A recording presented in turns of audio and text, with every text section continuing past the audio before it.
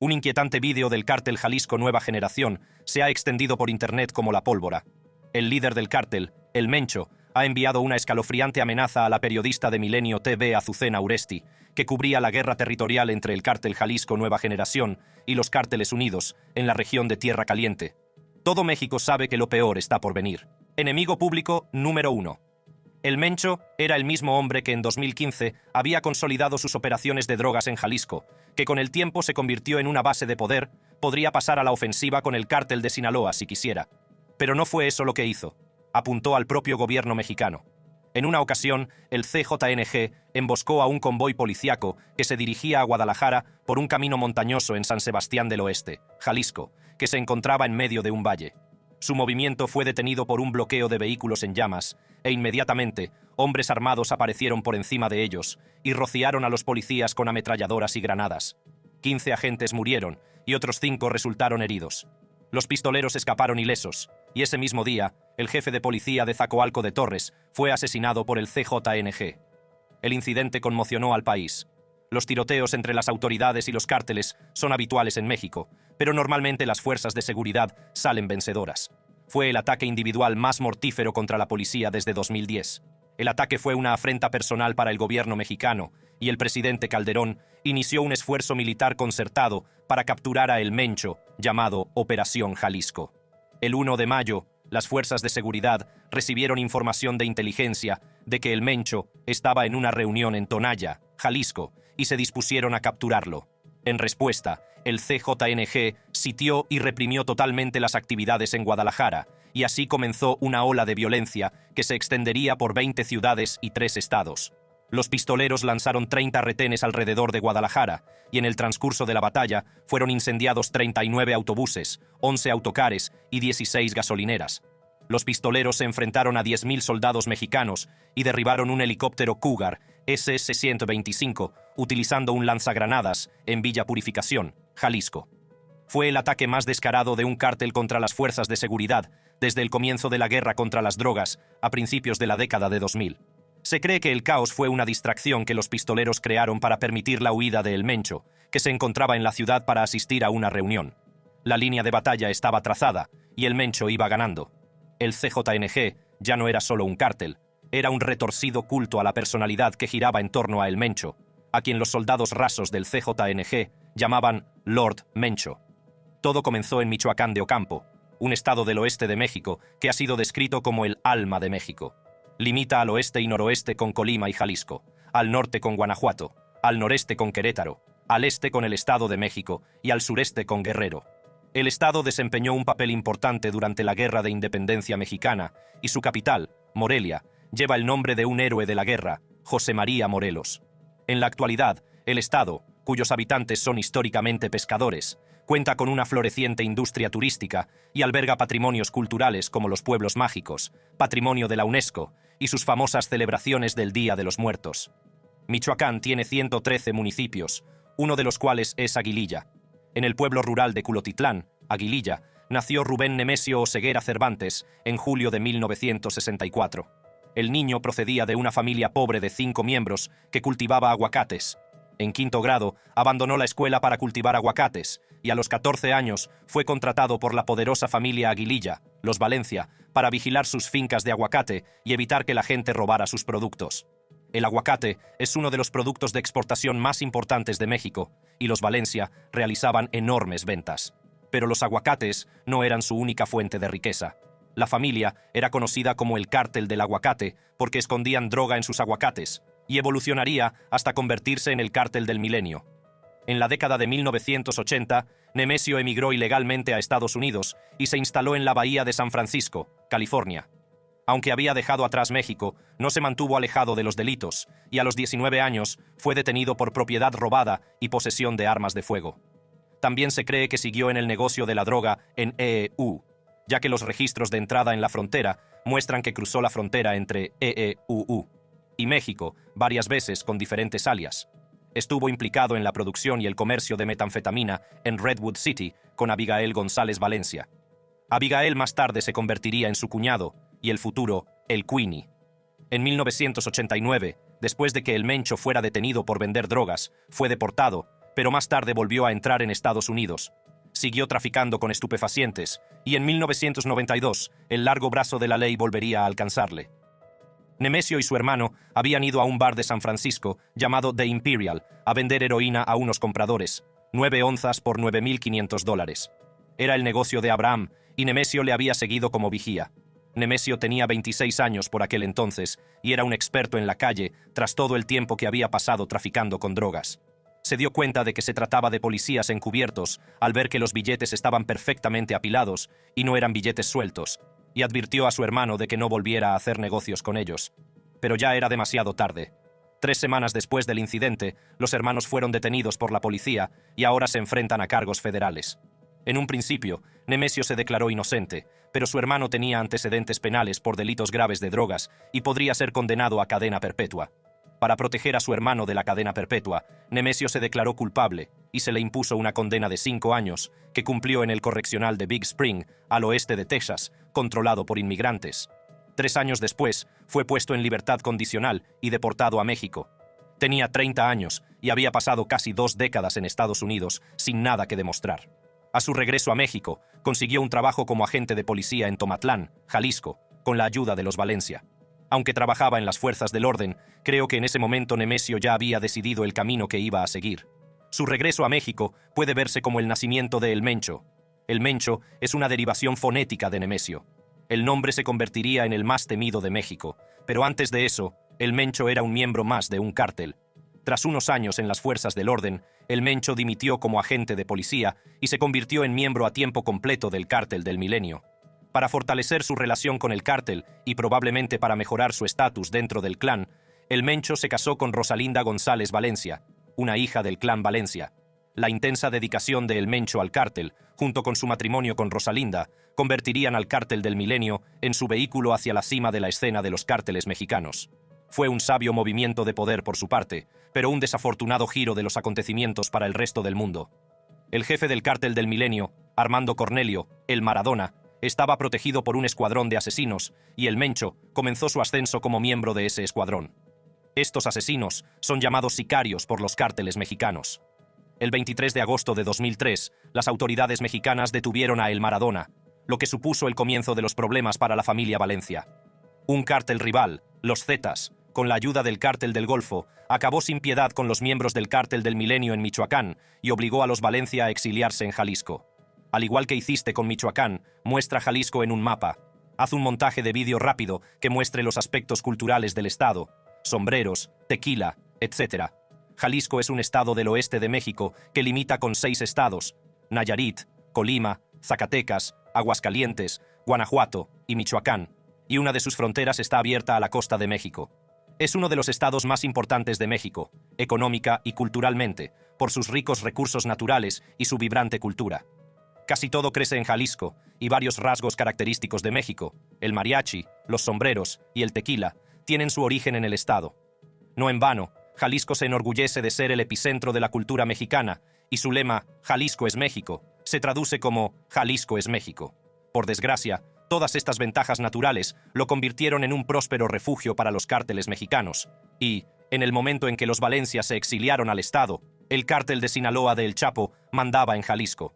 El Mencho se trasladó a Guadalajara, la tercera ciudad más grande de México, para reunirse con su familia. Aquí desempeñaría un papel más importante en el cártel, pues ya no era tan fuerte como antes, y con la muerte de los grandes había espacio para ascender en el escalafón. El Cártel del Milenio se alió con un subgrupo del Cártel de Sinaloa, encabezado por Ignacio Nacho Coronel, y empezó a supervisar las operaciones de drogas, las finanzas y los asesinatos del cártel en Colima y Jalisco. Coronel era un narcotraficante de alto rango y un estrecho colaborador de Joaquín El Chapo Guzmán. Así funcionan los cárteles. Son como grandes corporaciones que intentan acaparar mercados y subcontratan sus actividades a organizaciones más pequeñas para que las gestionen. Pero, esta vez, esas actividades eran el tráfico de drogas, las extorsiones e incluso la trata de personas. Para mantener a sus clientes, estos cárteles más pequeños tienen que ser lo más eficientes posible, y en el mundo del crimen, eso significa asesinatos y torturas. A pesar del giro que dio su destino tras el exilio, el Cártel del Milenio resistió unos años, pero no mucho. El 28 de octubre de 2009 fue detenido su líder, Óscar Orlando Nava Valencia, el Lobo. Al año siguiente, en mayo, también fue detenido su hermano Juan Carlos, el Tigre. 2 meses después, Coronel murió en un tiroteo con el ejército mexicano y el cártel empezó a resquebrajarse. Para esta sección se pueden mostrar recortes de titulares de periódicos sobre los asesinatos. Si es posible, incluir un vídeo de Mata Zetas anunciando su rivalidad con los Zetas. Con todos sus jefes asesinados o arrestados, el Mencho hizo un movimiento en la estructura de liderazgo y contó con el respaldo de un miembro del clan Valencia, Eric Salazar Valencia. Sin embargo, por otro lado, una parte del cártel del Milenio quería que Elpidio Mojarro Ramírez, el Pilo, se convirtiera en el nuevo jefe del cártel. El Pilo había sido un estrecho colaborador tanto de El Lobo como de El Tigre antes de sus detenciones. Su bando, llamado La Resistencia, acusó al bando de El Mencho, los Mata Zetas, de entregar a El Lobo a las autoridades. Se enfrentaron cuando El Mencho pidió a la otra facción que entregara a Gerardo Tecatón Mendoza, que había matado a un grupo de hombres de El Mencho en Tecomán, Colima. La secta del Pilo se negó y comenzó una feroz guerra entre ambos bandos. La guerra se libró por el control del cártel, así como por el control de los territorios de contrabando de drogas en Jalisco.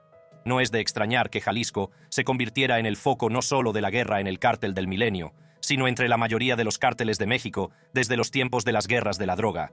La capital del estado, Guadalajara, alberga una próspera industria farmacéutica que facilita la producción de drogas baratas, como la metanfetamina. Las tierras son fértiles para el cultivo de marihuana y adormidera, y el puerto de la costa permite la entrada de barcos procedentes de Asia con precursores que permiten producir drogas más caras, como el fentanilo. Aprovechando la iniciativa, los Mata Zetas adoptaron inicialmente la apariencia de los buenos. Lanzaron propaganda contra la resistencia, afirmando estar en contra de las extorsiones realizadas por los cárteles rivales. Es también la razón por la que tomaron el nombre de Mata Zetas, ya que la resistencia los llamaba los torcidos. Los Zetas, formados por antiguos militares y vigilantes, fueron particularmente agresivos durante el periodo, y los Mata Zetas se aprovecharon del llamamiento público, afirmando que su objetivo era erradicar al grupo. Sus métodos, sin embargo, no eran menos violentos que los del grupo. Para anunciar su llegada a la escena de los cárteles, los Mata Zetas secuestraron y torturaron a 3 hombres que se creía que estaban vinculados con los Zetas. En junio de 2009, compartieron un vídeo en YouTube en el que se veía a los torturados siendo entrevistados por enmascarados armados con fusiles. Ese mismo día, las autoridades mexicanas encontraron los cadáveres de los hombres en el interior de un camión abandonado en Cancún, Quintana Roo. También encontraron un mensaje en el camión que decía: «Somos el nuevo grupo Mata Zetas y estamos en contra del secuestro y la extorsión, y los combatiremos en todos los estados por un México más limpio». Los Mata Zetas acabaron ganando la guerra, y tras asegurar su posición en el oeste de México, cambiaron su nombre por el de Cártel Jalisco Nueva Generación. El 20 de septiembre de 2011, 2 camiones arrojaron 35 cadáveres, 23 hombres y 12 mujeres, en la carretera principal de Veracruz, en plena hora punta. Eran alrededor de las 17:30 horas de un martes, y junto a los cuerpos dejaron un mensaje: «No más extorsiones, no más asesinatos de gente inocente, zetas en el estado de Veracruz y políticos ayudándoles. Esto les va a pasar a ustedes, o los podemos fusilar como les hicimos antes también. Pueblo de Veracruz, no se dejen extorsionar, no paguen por protección, si lo hacen es porque quieren. Esto es lo único que puede hacer esta gente, los zetas. Esto les va a pasar a todos los putos zetas que siguen operando en Veracruz. Este territorio tiene un nuevo dueño, GN». Al principio, muchos pensaron que el cártel Gente Nueva o el cártel de Sinaloa perpetuaron el atroz crimen, pero los Mata Zetas se adjudicarían más tarde la autoría. En un vídeo publicado el 27 de septiembre de 2011, miembros del CJNG, ataviados con chalecos pasamontañas y portando rifles, pedían perdón por las masacres y decían al público que su objetivo era eliminar a los Zetas. Afirmaron estar del lado del gobierno y coincidieron en que las autoridades no debían negociar con los cárteles. Curiosamente, solo 3 de las 35 personas asesinadas tenían vínculos con los Zetas. ¿Por qué mataron entonces a los demás?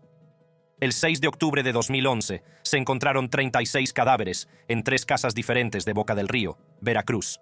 Al día siguiente, el CJNG masacró a otras 67 personas. 2 días después, se descubrieron 10 cadáveres más en la ciudad. El fiscal general del estado se vio obligado a dimitir. Fue una violencia desmedida. En solo 18 días, el estado de Veracruz había denunciado 18 asesinatos y el presidente Felipe Calderón lanzó la Operación Veracruz Seguro como respuesta. El 17 de abril de 2012, los restos desmembrados de 14 miembros de los Zetas fueron encontrados dentro de un Chrysler Voyager en Nuevo Laredo. Los hombres fueron asesinados por sicarios del CJNG y junto a ellos se encontró un mensaje no revelado. La ciudad es un bastión de los Zetas y tras los ataques, el propio El Chapo envió un mensaje al cártel rival y prometió limpiar Nuevo Laredo. En el año que transcurrió entre estos atentados, se desató una guerra entre el CJNG o Matazetas y los Zetas. El CJNG había formado una alianza con el cártel de Sinaloa, enemigos acérrimos de los Zetas, y ahora estaban ayudando al cártel de El Chapo a combatir a los Zetas en Jalisco. Sin embargo, fiel a las tradiciones de los cárteles mexicanos, la alianza no duraría. El 22 de febrero de 2014, El Chapo fue detenido en Mazatlán. 6 meses después, pistoleros del CJNG entraron en un restaurante de la ciudad turística de Puerto Vallarta e interrumpieron la fiesta de cumpleaños del hijo de El Chapo, Jesús Alfredo Guzmán Salazar. Jesús y su hermano, Iván Archibaldo Guzmán Salazar, fueron secuestrados a punta de pistola con algunos de sus amigos mientras cenaban. Aunque fueron liberados más tarde, su secuestro supuso una humillación para el cártel de Sinaloa y comunicó al mundo que la influencia de El Chapo en México estaba menguando. Había un nuevo jefe en la ciudad y se llamaba El Mencho. Pero, a pesar de tener su cara pegada en numerosos carteles y miles de artículos sobre él en Internet, nadie conoce realmente al señor Mencho. Un agujero negro de mitos y rumores. La estrategia del culto a la personalidad fue utilizada con éxito por varios capos de la droga, como Pablo Escobar, El Padrino y El Chapo. Sin embargo, mientras que sus predecesores construyeron una imagen del hombre del pueblo, generalmente querido por la población local, el Mencho se inclina hacia el otro lado del espectro. El narcotraficante gobierna su imperio con miedo y terror. En marcado contraste con su contemporáneo, El Chapo, el Mencho lleva un estilo de vida sencillo y no necesita lujos. Trabaja desde la sombra y a pesar de ser el jefe de un sindicato criminal global, el capo es un misterio para las fuerzas del orden y un enigma para la gente. Todas las fotos de El Mencho son de su juventud y las descripciones policiales de él son bastante anodinas. Un extraño vídeo suyo bailando con su exmujer se hizo viral a principios de 2010, pero desde entonces ha desaparecido de la mayoría de las plataformas.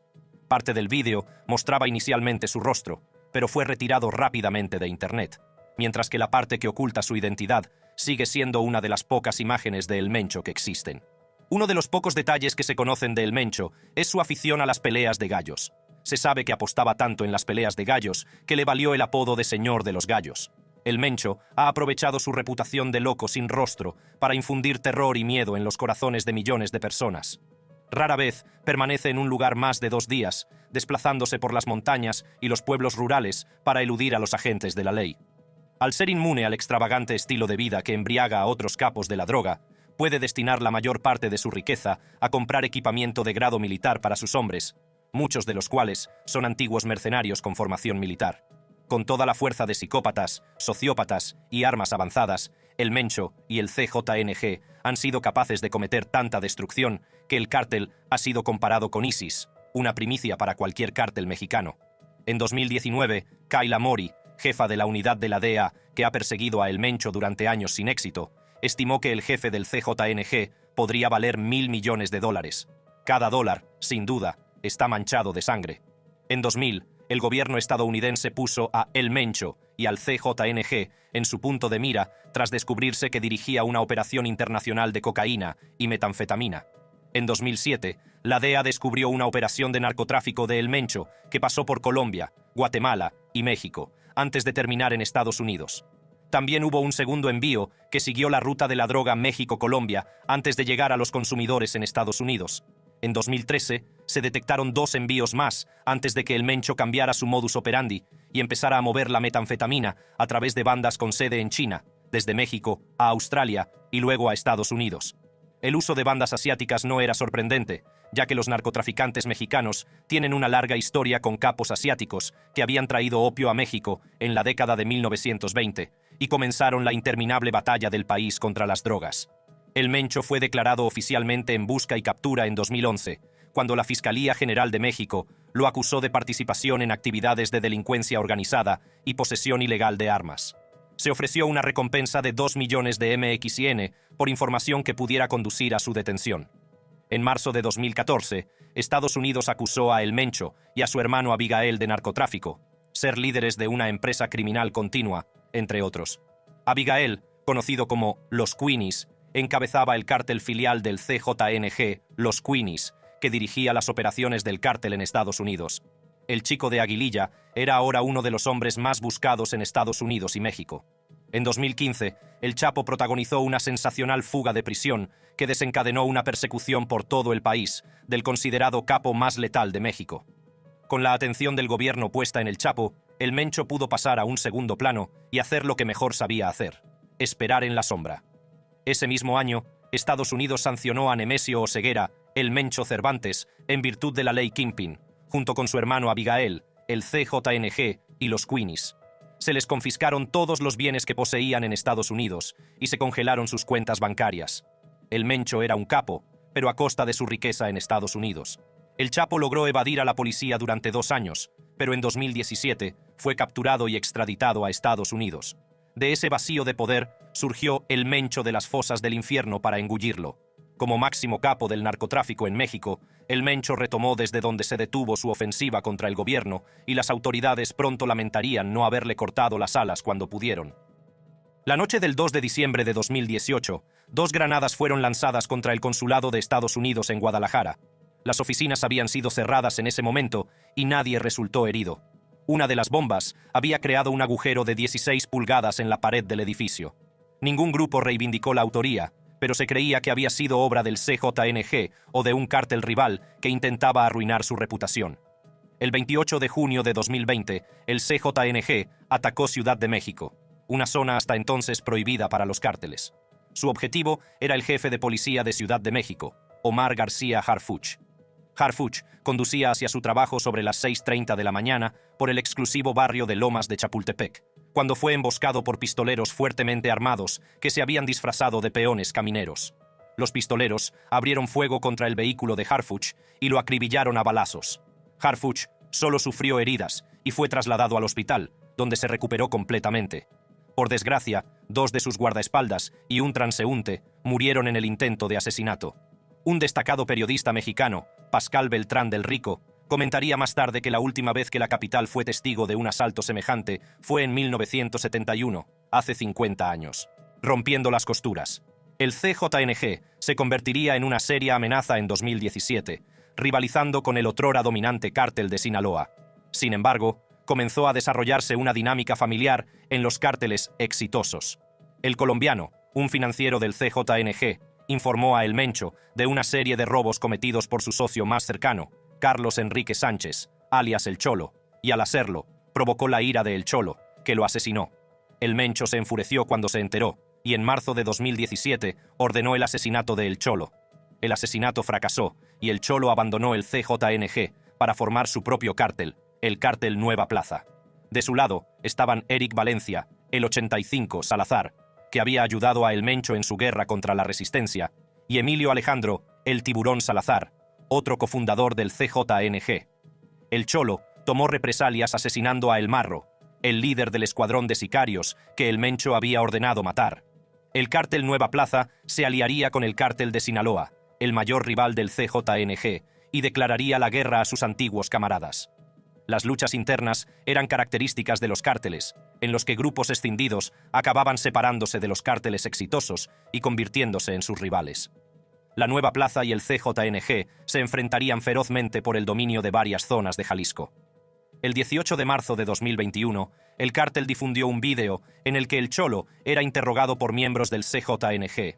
En el vídeo, El Cholo, que había sido severamente torturado y esposado, confesaba la reciente ola de violencia en Jalisco. También confesó que se había reunido con García Harfuch, el jefe de la Ciudad de México, que había estado a punto de ser asesinado el año anterior. Se había reunido con Harfuch para que lo apoyara en la lucha contra El Mencho y el CJNG, y el jefe policíaco le había dicho que él, García, necesitaba algo relevante antes de enviar tropas a la ciudad.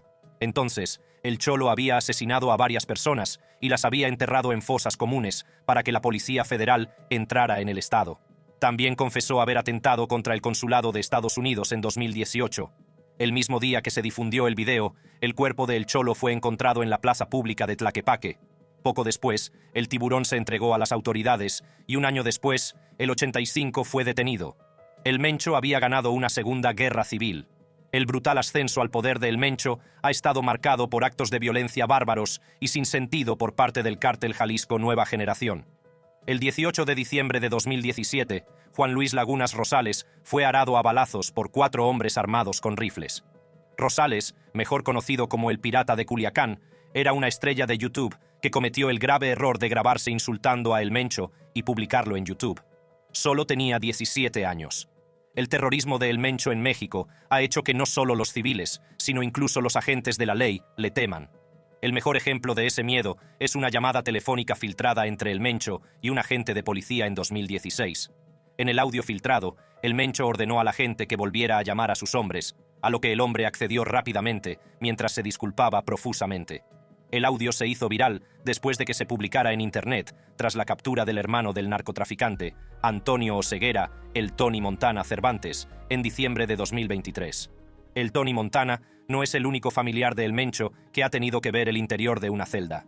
En noviembre de 2021, la esposa de El Mencho, Rosalinda Valencia, alias La Jefa, fue detenida en el municipio de Zapopan.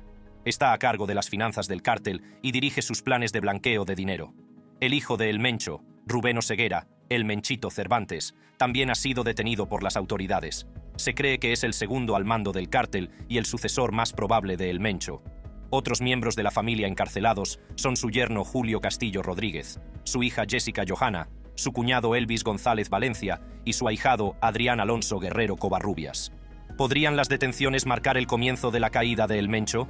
En 2022, corrió el rumor de que El Mencho había sido asesinado por las fuerzas de seguridad, pero las historias eran falsas y probablemente las habían iniciado sus rivales para provocar luchas internas en el cártel.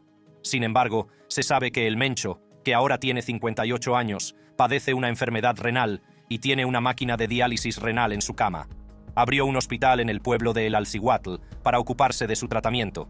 En la actualidad, el cártel Jalisco Nueva Generación domina Jalisco, Nayarit, Colima y otros 6 estados. Se enfrenta a otros cárteles por el control de Tijuana, Juárez, Tierra Caliente, Guerrero, Riviera Maya y el Estado de México. A nivel internacional, los largos brazos del cártel han llegado hasta Colombia, Perú, Estados Unidos, Canadá y Australia, por mencionar algunos. Rubén Nemesio Oseguera, El Mencho. Cervantes es el hombre más buscado del mundo, con recompensas de 30 y 10 millones de pesos mexicanos y estadounidenses, respectivamente. Ha construido un imperio a partir del narcotráfico y ha logrado eludir su captura durante décadas. La pregunta que nos hacemos ahora es, ¿cuánto tiempo podrá permanecer oculto? ¿Le ha gustado este vídeo? No deje de ver otros vídeos similares y sorprendentes en la pantalla. Gracias por verlo y hasta la próxima.